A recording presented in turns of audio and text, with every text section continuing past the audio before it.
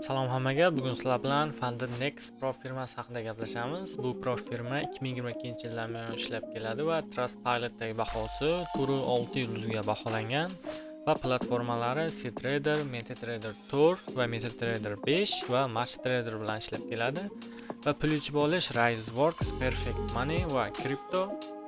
Saytga kirganimizda sal pastroqga tushamiz va bu yerda ham yozib qo'ygan, agar 24 soat ichida pul tushmasa, ya'ni yechib olgan pulimiz, biz qo'shimchasiga yana $1000 beramiz deb, ya'ni guaranteed payouts.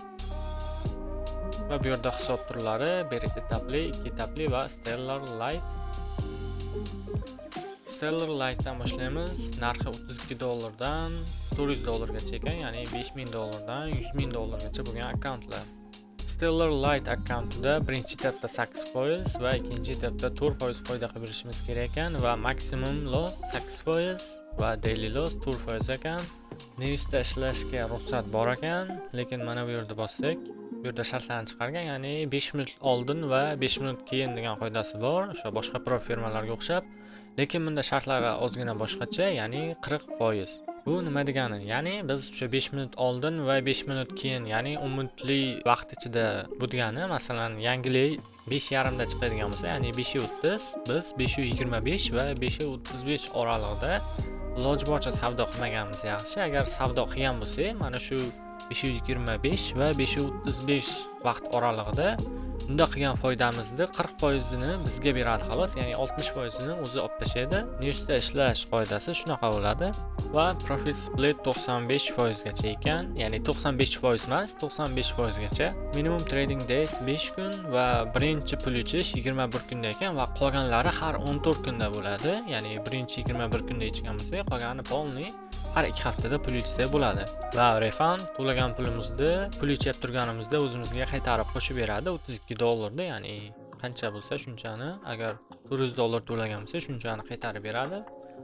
Endi bir etapliga o'tamiz va bir etaplikda $65 dan $1000 gacha ekan narxlar. Bu yerda qo'shimchasiga 15% profit share bor. Bu degani, biz challenge-da qilgan foydamizni 15% ni bizga qaytarib beradi. Qachonki biz realga o'tib 10% foyda qilib bergan bo'lsak, mana shu 15% ni qaytarib beradi, ya'ni challenge-dagi foydani 15% ni qaytarib beradi. $6000 akkauntda bu $90 bo'lar ekan va profit target bu bir etapli bo'lgani uchun bir dona bo'ladi, 10% target va maximum loss 6% va daily loss 3% ekan.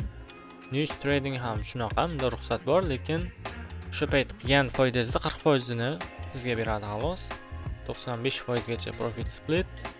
Minimum trading days bunda 2 kun ekan va birinchi pul ichish 5 kunda va qolgan kunlari ham 5 kunda bo'ladi. Refund bunda ham o'zini narxini qaytarib beradi, qancha olgan bo'lsangiz shunchani.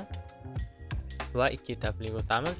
2 etaplida ham mana bu Stellar Light bilan deyarli shartlari bir xil, faqat bunda qo'shimcha 15% profit share bor, ya'ni mana bu bir etapliga o'xshab. O'sha 15% profit share $112 bo'lar ekan va biz qachonki realga o'tib, mana shu masalan $6000 akkauntda 10% foyda qilib bergan bo'lsa, bizga qo'shimcha mana shu pulni ham qo'shib berishadi, pul ichib olishimiz uchun.